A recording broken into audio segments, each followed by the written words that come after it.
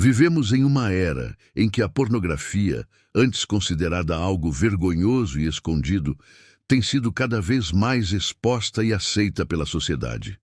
O que outrora era consumido de forma oculta, em revistas ou fitas escondidas, hoje se encontra a poucos cliques de distância, acessível a qualquer pessoa, em qualquer lugar, e muitas vezes sem restrições de idade. O mais assustador é que esse consumo deixou de ser visto como problema por muitos e passou a ser tratado como algo normal, uma forma de entretenimento ou até mesmo como parte natural da vida humana. Mas, será que é realmente algo inofensivo? O que a palavra de Deus nos ensina sobre esse assunto? A normalização da pornografia é perigosa porque ela trabalha silenciosamente, infiltrando-se nos valores, nas relações humanas e até mesmo na visão que temos de nós mesmos e dos outros.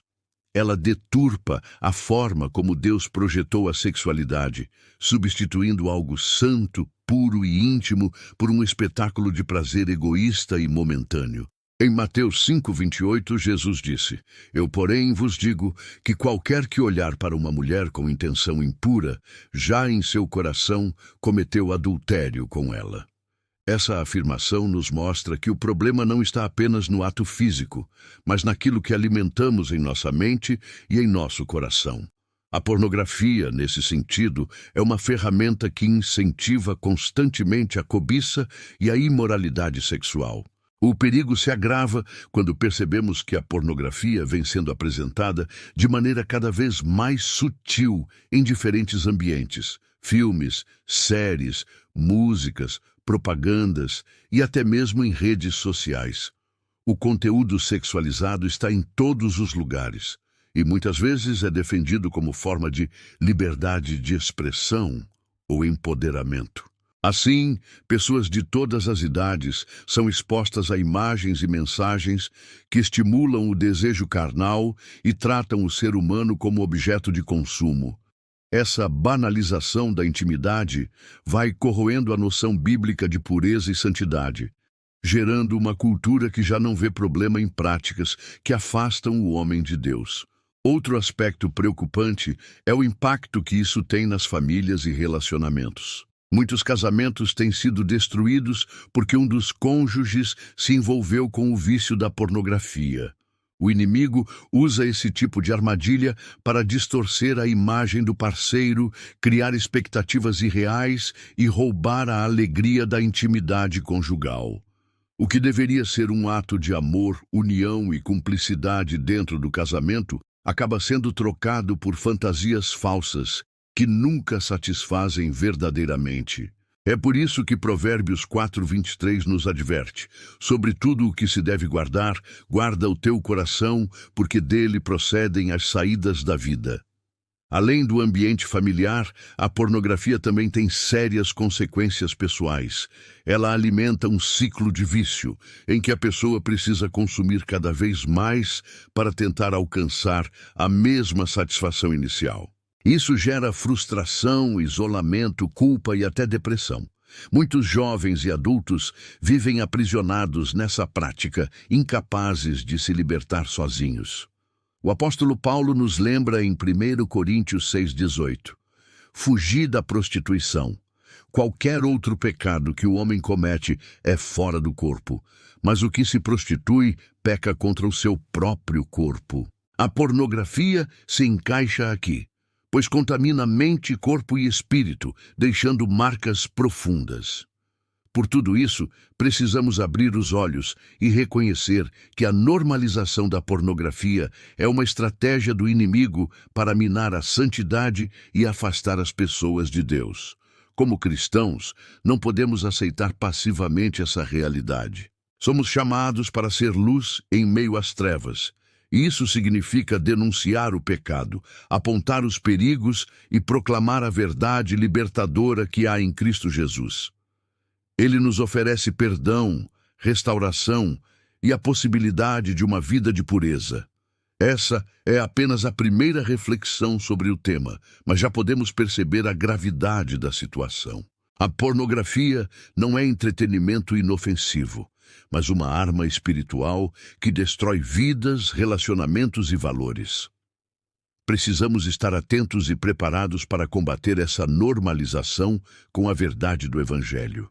Na primeira parte, vimos como a pornografia vem sendo normalizada e aceita em diferentes ambientes da sociedade, e como isso gera sérias consequências para a vida pessoal, familiar e espiritual. Agora, precisamos refletir de maneira mais profunda sobre os efeitos espirituais dessa prática e sobre os caminhos de libertação que a palavra de Deus nos apresenta. Em primeiro lugar, é essencial entender que a pornografia não é apenas uma questão de comportamento, mas um problema espiritual. Ela envolve a mente, o coração e o espírito.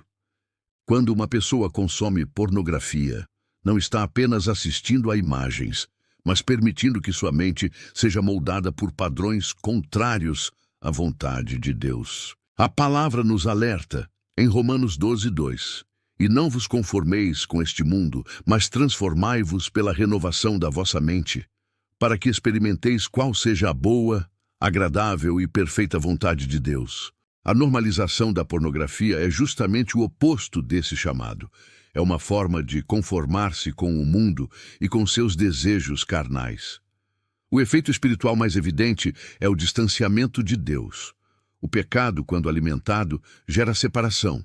Isaías 59:2 nos lembra: as vossas iniquidades fazem separação entre vós e o vosso Deus. Quem se entrega ao consumo de pornografia muitas vezes sente vergonha de orar, dificuldade de se aproximar da palavra e peso em sua consciência. Esse afastamento gera um círculo vicioso. Quanto mais a pessoa peca, mais se sente incapaz de buscar a Deus. E quanto mais distante de Deus, mais frágil fica diante da tentação. É exatamente nesse ponto que o inimigo atua, usando a culpa como corrente para manter a pessoa aprisionada. Outro efeito devastador é a escravidão. A pornografia cria dependência. Assim como uma droga, ela oferece uma falsa sensação de prazer imediato, mas em seguida deixa vazio e insatisfação. Esse ciclo se repete e a pessoa precisa de doses cada vez maiores para tentar preencher um vazio que jamais será saciado. O apóstolo Pedro descreve esse processo em 2 Pedro 2,19, prometendo-lhes liberdade, sendo eles mesmos servos da corrupção. Porque de quem alguém é vencido, do tal faz-se também servo. A pornografia promete liberdade sexual, mas na verdade aprisiona a alma e escraviza a mente. Mas o Evangelho não nos deixa sem esperança. Em Cristo, há libertação e vitória sobre o pecado. Jesus mesmo declarou em João 8,36: Se, pois, o Filho vos libertar, verdadeiramente sereis livres. Essa promessa nos mostra que não importa o quanto alguém esteja preso, existe poder no sangue de Cristo para quebrar as correntes da imoralidade e restaurar uma vida de pureza. A libertação começa pelo arrependimento genuíno. Reconhecer que a pornografia é pecado e confessar diante de Deus é o primeiro passo para romper com essa prática. Depois do arrependimento, é necessário buscar a renovação da mente por meio da palavra de Deus. O salmista declara em Salmos 119:9: De que maneira poderá o jovem guardar puro o seu caminho? Observando-o conforme a tua palavra. Somente enchendo a mente com a verdade do Senhor é que conseguimos expulsar as mentiras que a pornografia planta em nós. Isso requer disciplina espiritual, leitura diária da Bíblia, oração constante e comunhão com irmãos na fé. Outro aspecto fundamental é a vigilância. Jesus nos advertiu em Mateus 26:41: Vigiai e orai, para que não entreis em tentação. O espírito, na verdade, está pronto, mas a carne é fraca. Quem luta contra a pornografia precisa ser radical em cortar acessos e oportunidades que alimentam o vício. Isso pode significar instalar filtros em dispositivos, evitar ambientes que estimulam a queda e até mesmo buscar ajuda de pessoas de confiança que possam acompanhar e orar juntas. A santidade exige escolhas conscientes e práticas. Além disso, precisamos lembrar que não estamos sozinhos nessa luta. O Espírito Santo é nosso consolador e ajudador. Ele nos fortalece, convence do pecado e nos guia para a verdade. Gálatas 5,16 nos orienta. Digo, porém, andai em espírito e não cumprireis a concupiscência da carne. Quando permitimos que o Espírito Santo governe nossas vidas, encontramos forças que jamais teríamos sozinhos para vencer tentações tão poderosas. Por fim, é importante destacar que a igreja também tem um papel vital nesse processo. Muitas vezes, o tema da pornografia é tratado como tabu nos púlpitos e nas conversas cristãs, mas precisamos trazer essa realidade à luz, falar sobre o assunto e acolher aqueles que estão feridos por esse pecado. A comunhão dos santos não é apenas para adoração, mas também para apoio mútuo. Tiago 5,16 nos ensina: confessai as vossas culpas uns aos outros e orai uns pelos outros para que sareis. A oração feita por um justo pode muito em seus efeitos.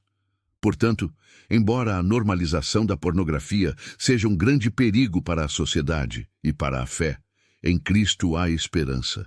A verdadeira liberdade não está em satisfazer os desejos da carne, mas em viver na plenitude da graça de Deus. Depois de refletirmos sobre como a pornografia tem sido normalizada e sobre os efeitos espirituais e pessoais dessa prática, precisamos agora olhar para um aspecto ainda mais urgente: como proteger a nova geração diante dessa realidade e como viver uma vida de santidade em um mundo cada vez mais hipersexualizado.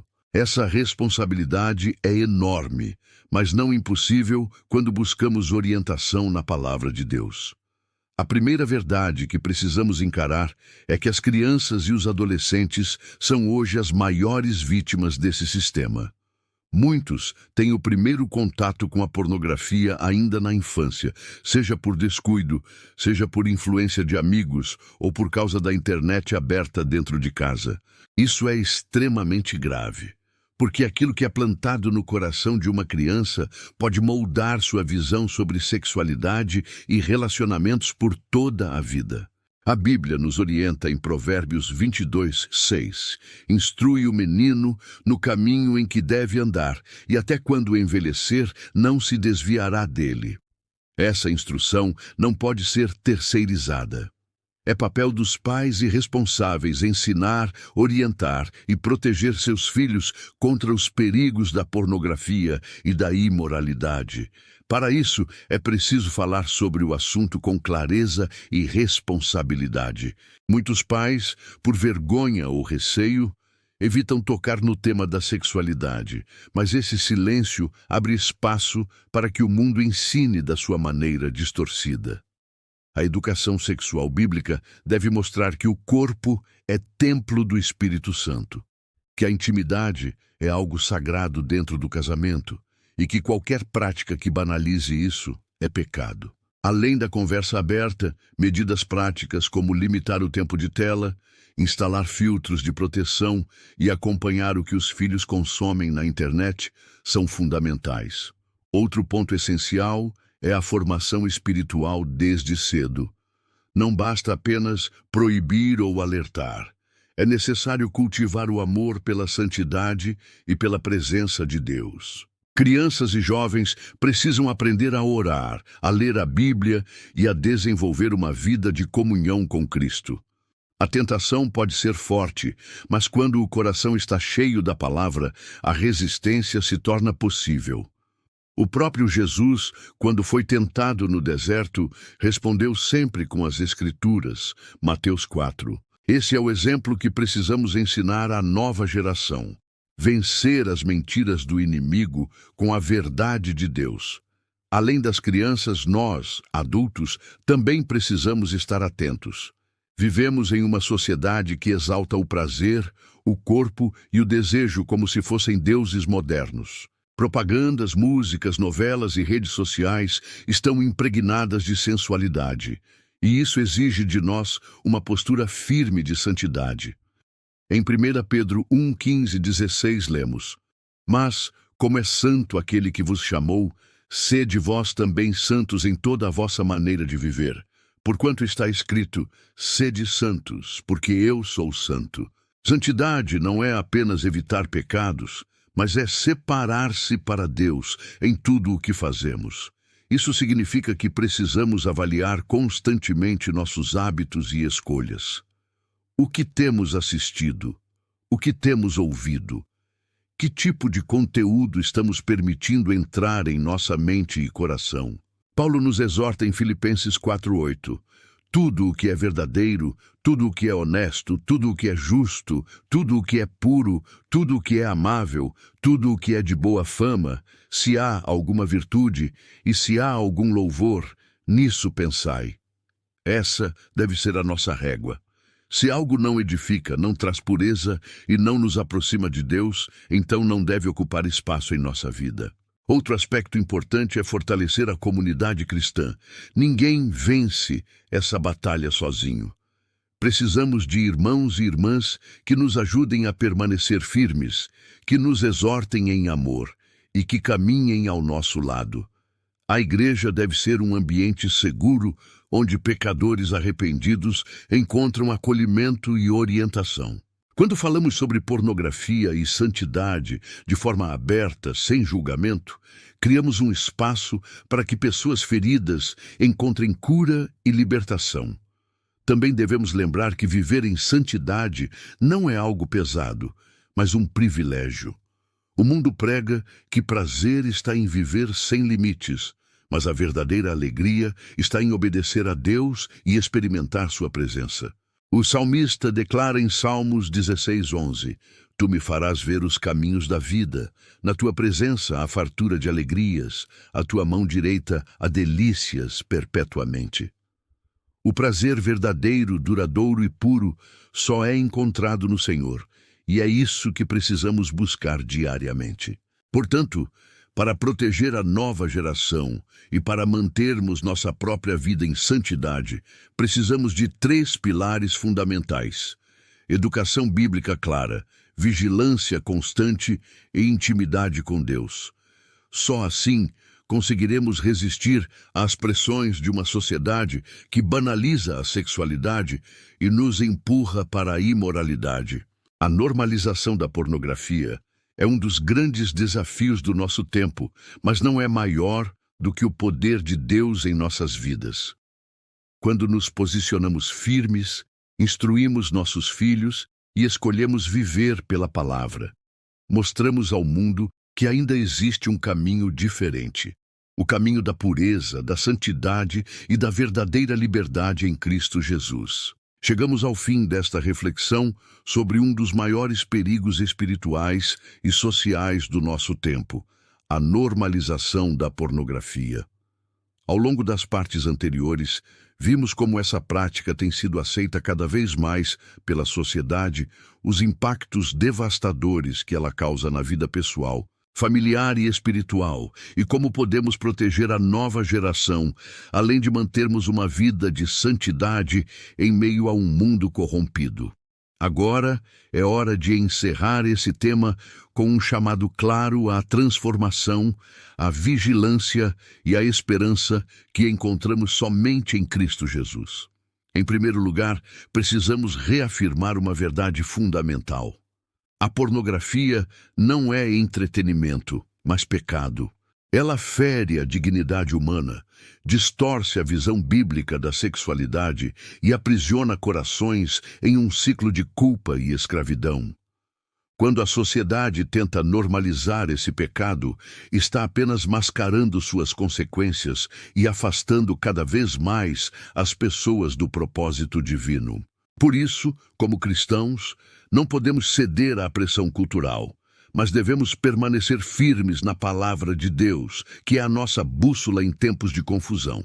A Bíblia nos lembra em Efésios 5:11: E não comuniqueis com as obras infrutuosas das trevas, mas antes condenai-as. Esse versículo nos mostra que não basta apenas evitar o pecado, mas também é nossa responsabilidade denunciá-lo e não compactuar com ele. Quando levantamos nossa voz contra a normalização da pornografia, não o fazemos por moralismo, mas por amor às almas que estão sendo destruídas por ela. Somos chamados para ser sal da terra e luz do mundo, e isso significa expor as obras das trevas com a luz do Evangelho. No entanto, não podemos parar na denúncia. O Evangelho é, acima de tudo, boas novas. E a boa notícia é que existe perdão, restauração e libertação em Cristo Jesus.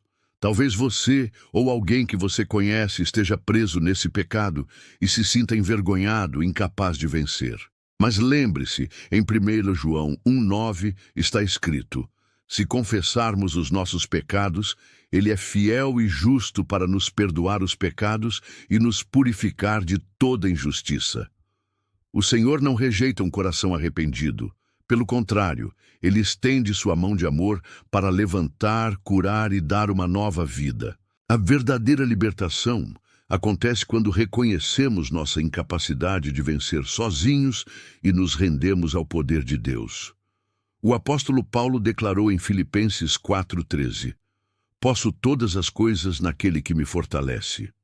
Essa força não vem de nossa disciplina, de nossa vontade ou de técnicas humanas, mas do Espírito Santo que habita em nós. Ele é quem nos dá poder para dizer não à tentação, para renovar nossa mente e para nos encher de desejos santos que agradam ao Pai.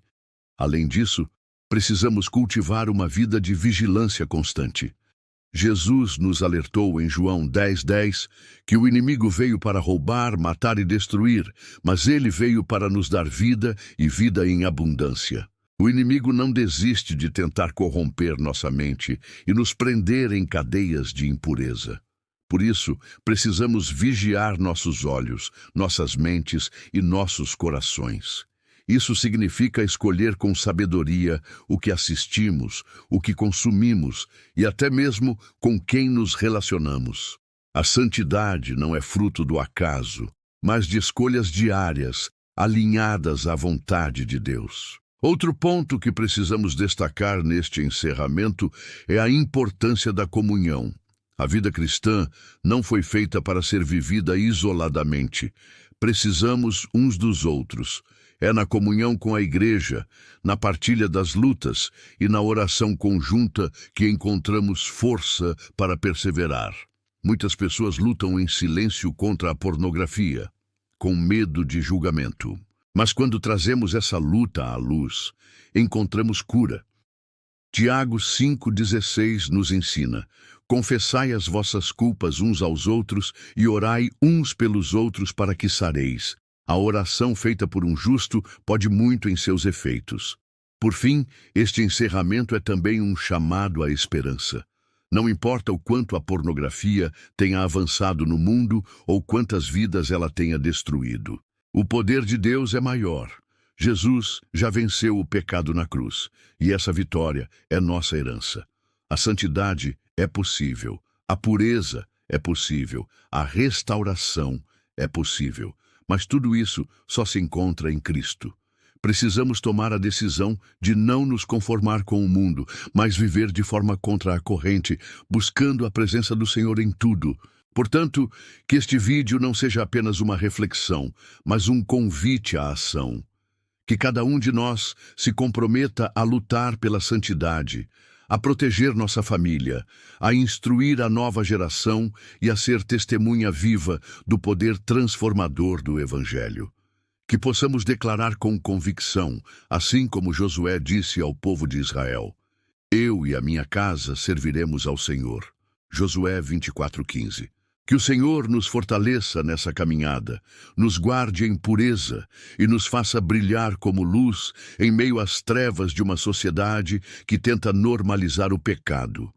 O perigo é real, mas a vitória em Cristo é ainda maior.